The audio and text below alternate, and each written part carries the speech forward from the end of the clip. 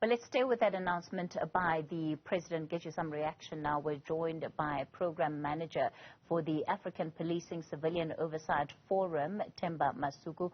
Mr. Masuku, good evening to you. Thanks for your time. The President says this is somebody who has long served in the police force, has a track record of success where he has been given the position of leadership and currently is the most fit and proper person to be taking up this post. Your view? Yes, good evening, Kathy, and to viewers. I think this was a wise appointment, mainly because it provides for continuity. It brings into that position, a very critical position, of someone who comes into that position without any clout. So it ticks a lot of boxes. He has over 20 years experience in managerial position. I mean, he has been holding positions basically in most provinces of this country. So he knows what is required. He has been the Deputy National Commissioner, which would have exposed him to a number of things that he's aware that needs to be fixed. So I think the President here made a very good appointment. Have you had any interactions with General Masemola, and perhaps give us a bit of insight into the person that he is? Well, I've had very limited interactions with him, mainly when we were in the panel of experts during the Marikana inquiry. But then he would come into those kind of spaces with the minister at times, and when there is a minister present, protocol detects that the minister does most of the speaking. But it's someone that is known to kind of step a little bit back, works behind the scenes, is regarded as someone who's a workaholic, was very strategic in his approach. It's someone who has a lot of legitimacy amongst his peers. He's got a lot of respect. I mean, I've spoken to a number of senior police officers, and they're very happy with the appointment because of the credibility that he has amongst his peers and the work ethic that he brings into that position.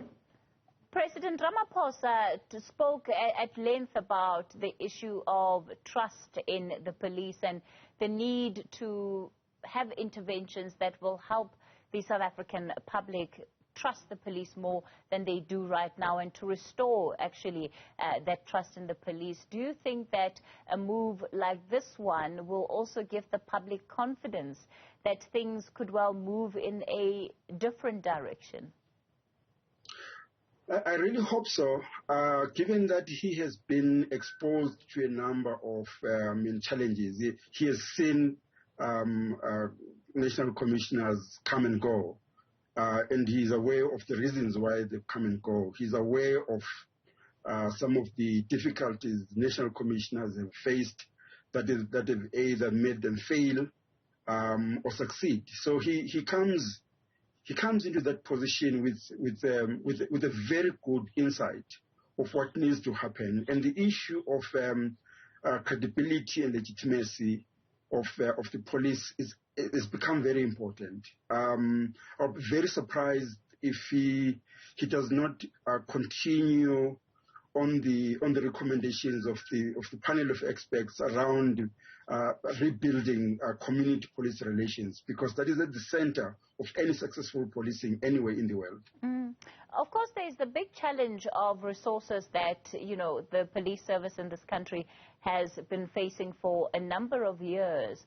How do you think he's going to work around that issue? Because the President, of course, has spoken about 12,000 new police officers that are going to be appointed. But beyond that, there aren't expected to be any significant shifts in as far as the kind of resources, tools for trade that are going to be given to police officers. And yet, it's been highlighted the extent to which we're seeing the failure of the police services, not just out of the fact that people are overwhelmed, but sometimes they're not being properly resourced to be able to do their jobs effectively. Absolutely. I think the first thing for me, he will have to rebuild kind of the leadership level, in terms of just making sure that all the generals that are leading in provinces at police station level, they know what needs to be done.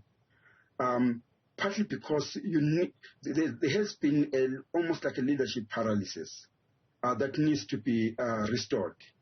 So that then the public confidence in the legitimacy and the relationship with the communities is restored, because for any police organization to succeed, it requires community involvement. That's the biggest resource that you can ask for, and we've seen over the years almost like a polarization happening between communities and police, and community police forums are completely in disarray. That needs to be restored. But also, he's aware of a number of challenges in terms of resources. I mean, we're still talking about the Khayelitsha Commission of Inquiry, whose recommendations have not been fully implemented. We talk about a number of commissions, including the panel of experts that I was part of, whose recommendations have not been fully implemented. So he has the resources in terms of what needs to be done. And I think it's about also how he's able to influence what resources are acquired. Because you can't have, for example, situations where a public order unit, in every province, they only have one water cannon. It's untenable, given the need of those kind of equipment to be available. But again, the police are being bolstered by the recruitment that is happening. That's a critical resource that is coming into that environment, which will require training, support, mentorship, and a number of things to be in place so that then the resources that are available meaningfully are utilized.